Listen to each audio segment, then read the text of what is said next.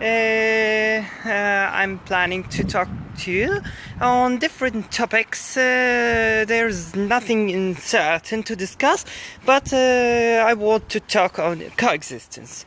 Coexistence is not a choice, it is more a fate. A fate, and a lovely fate, is to coexist with each other. It's terrible if we look at the world we are living in nowadays. All people are fighting each other, all people want to dominate each other and impose their own ideas and thoughts on people. So let's think about hello everybody, hi. Okay, so I think it's better to live and accept each other. Life is diverse. The world is more beautiful when it is more colorful. So unique color life isn't the life we would love to live in.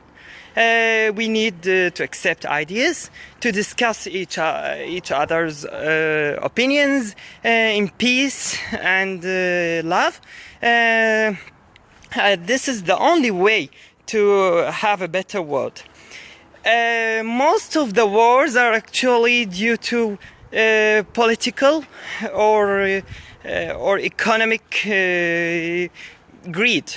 It's caused by others' will to dominate each other and the power to suppress the weak. This is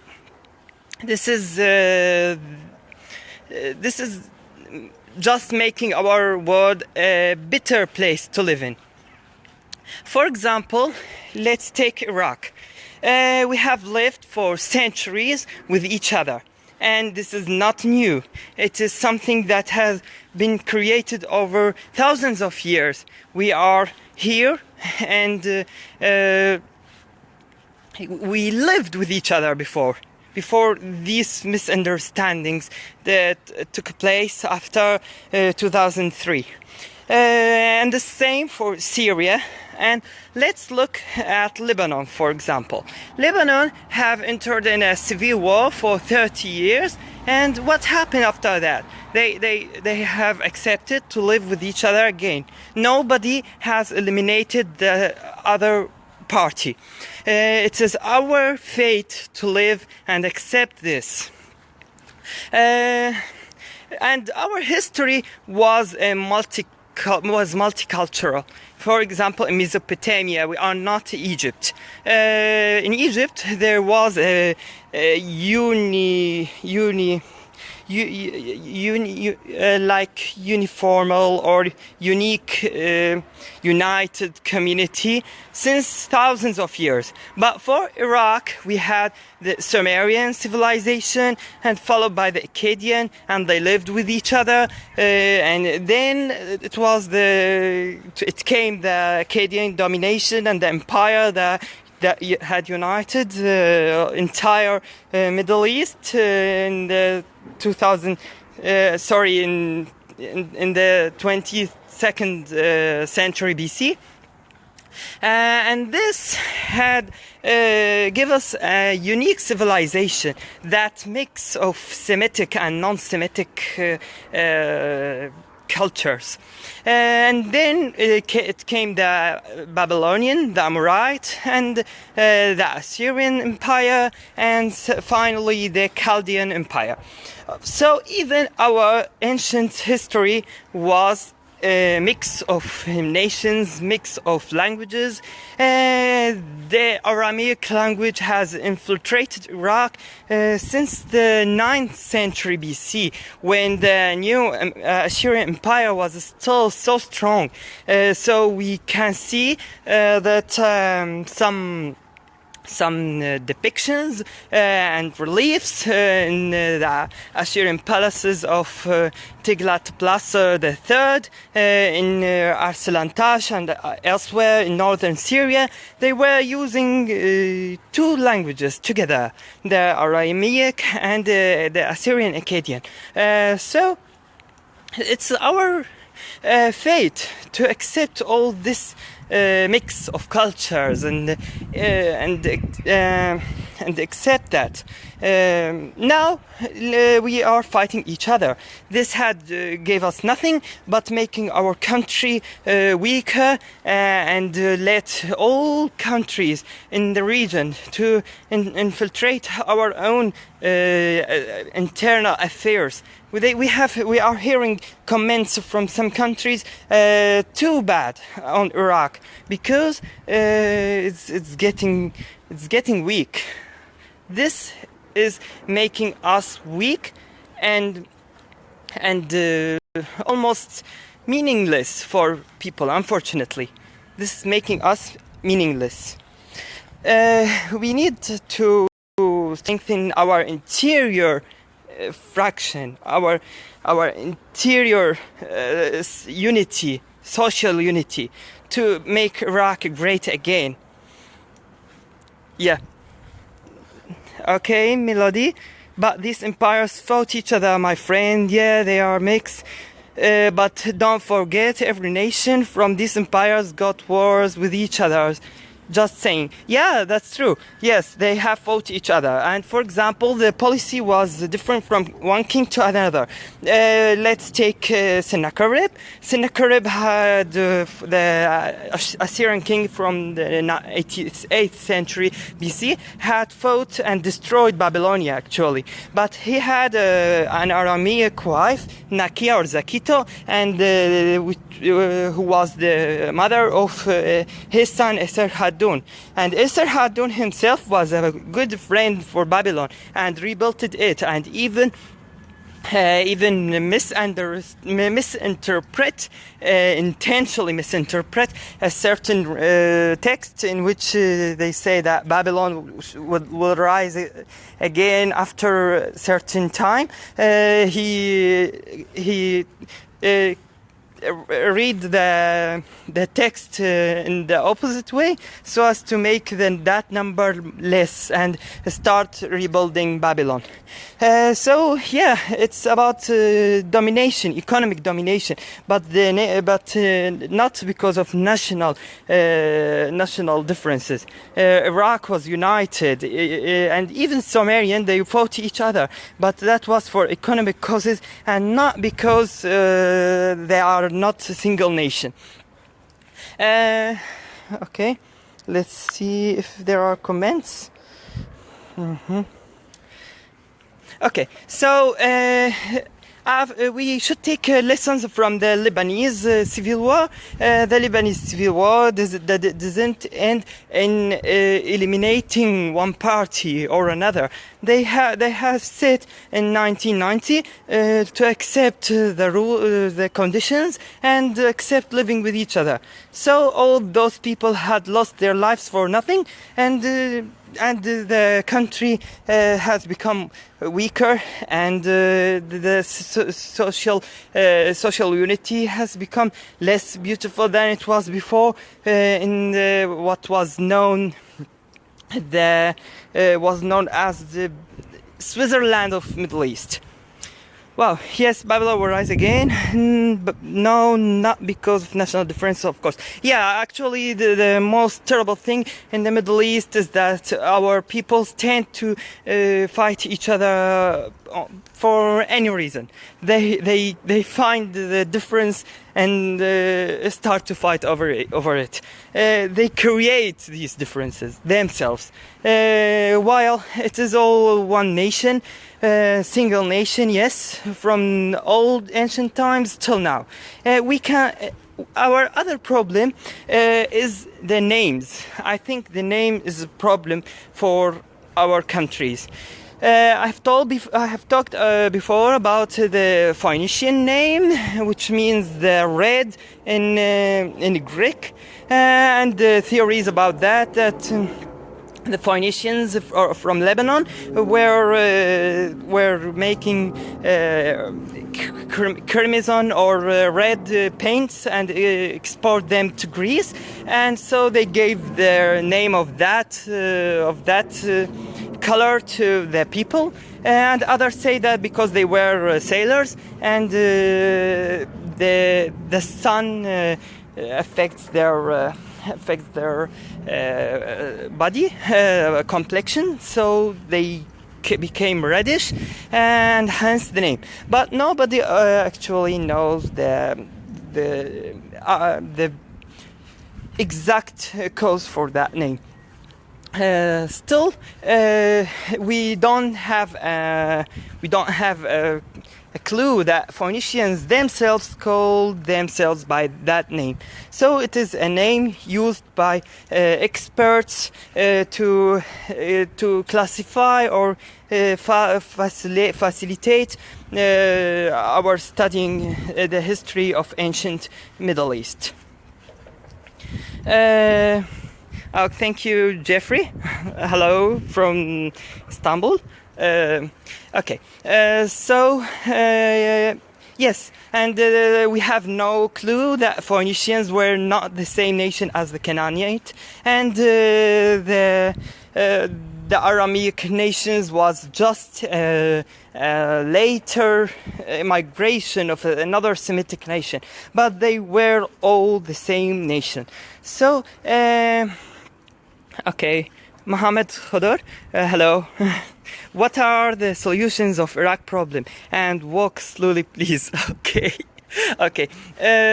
Unfortunately, the problems of Iraq now is very complicated. The problems are so complicated, and because the dominance of theocracy,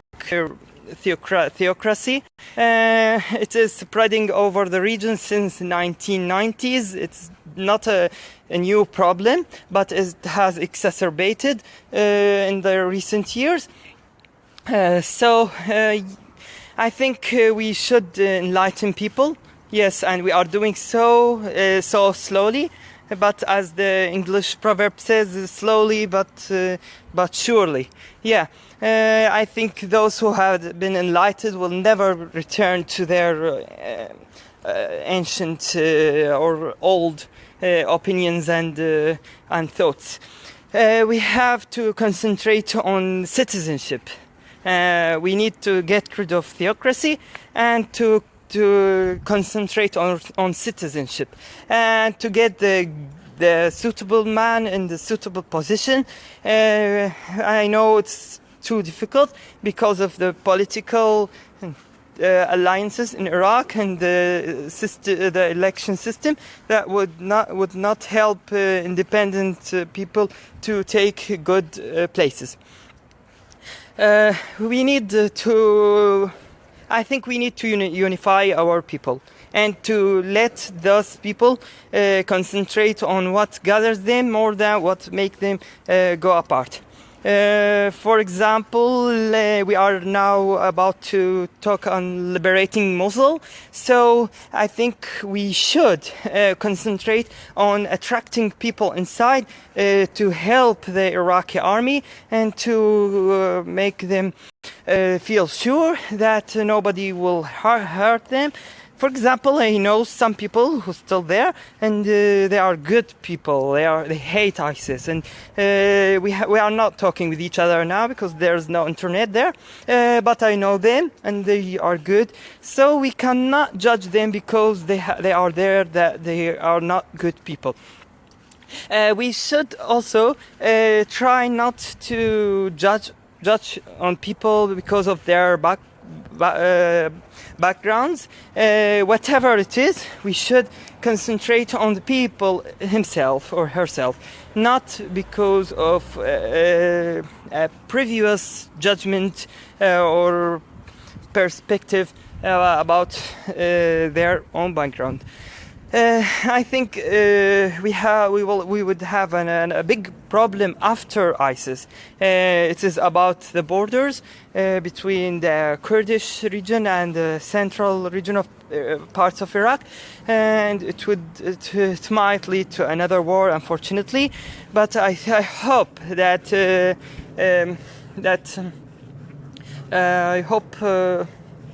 the wise politicians, if there is ever any of them, to do something to stop such expectations.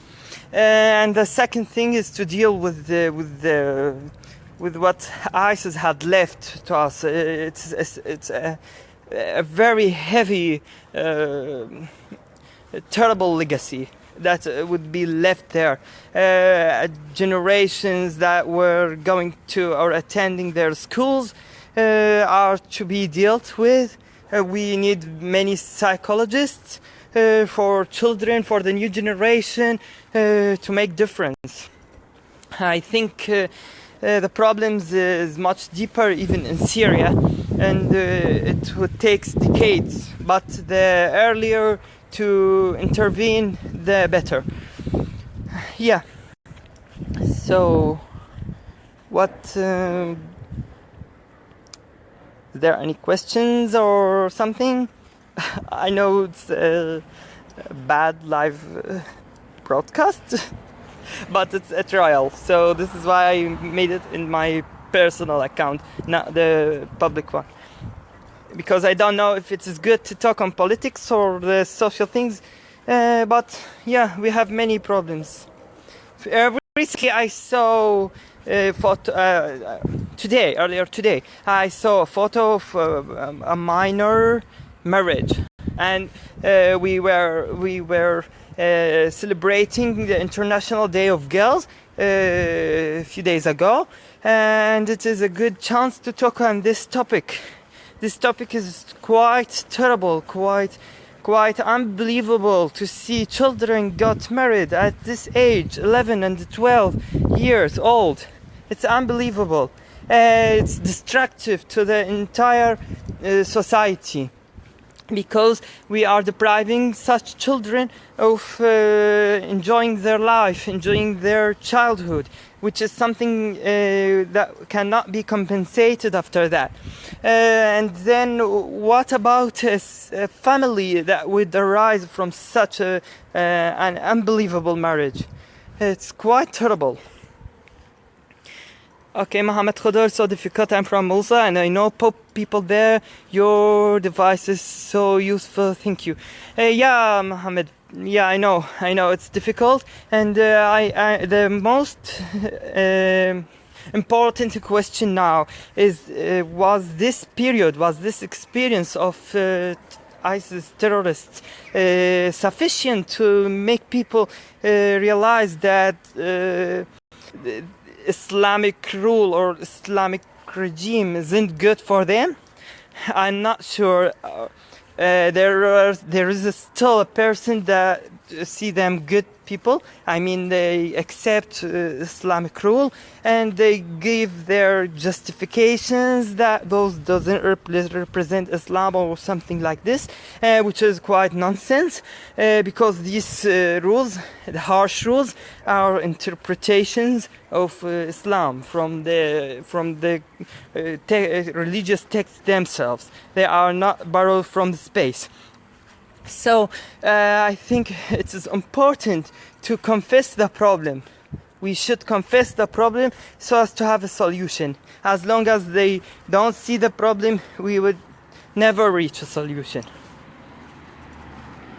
Yeah. And is there any other questions, things that you want to discuss? A few days ago, a friend of mine asked me about the British rule of Iraq, and asked me if it was good or not. I think yes, it was good. And the British plan for Iraq was to make a stable country For example, let's look at Jordan. Jordan is a poor country. It has no resources. Till now, the Jordanian dinar is more valuable than the US dollar, and it is a stable country, has good relations with their regional neighbors, and it's a little bit away from the possibility of going unstable, despite the fact that there are many radical people inside Jordan. But nobody in the region wants to destabilize that country, because it is going with them in their interests. So I think, yes, Iraq was to be a great country under the British rule, but the plan has changed and everything has gone. For example, we were the place of Baghdad alliance that consists of Iraq, Iran, Pakistan, India and UK and Turkey, and then they included Jordan, and that was just a powerful and strong alliance in the region.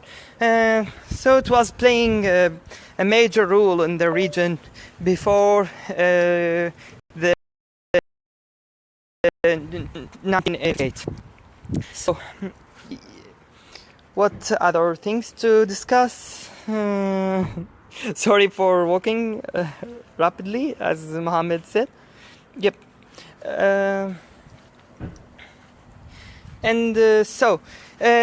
For example, there are people, all Jordanians are Sunni, not like Iraq. Okay? Shia Sunni and big problems with course. Yeah, exactly, Mohammed. Yeah, I know. The differences in Iraq are more complicated, but they have also the tribal system and the Jordanian-Palestinian problems and the Turkish also, and the Islamic Christian problem. But I think the problem is the important thing that nobody wants to destabilize that country. In Iraq, we are rebellious against their interests, so they want to destroy us. Most people say that the war was started when Saddam linked the oil with the euro instead of the US dollar. That was among the major things of 2003 war. So, yeah, we were talking about people who want to abolish the national feelings and say that borders are not important and that the nationalism is just like a type of racism. I don't think so. I don't agree. Actually, once upon a time I was thinking like this and say that I am a global citizen. Yes, we are global citizens to live with each other and to respect each other, but each people has its own country and should preserve that. And all great nations, when you see leaders, they ask their people by the name of the nation. For example, when you see the American elections, Hillary and Donald Trump are talking to the American nation as urging them to save America, to make it great again. So these feelings are not negative ones. They are necessary and important for each nation to revive itself and to preserve itself.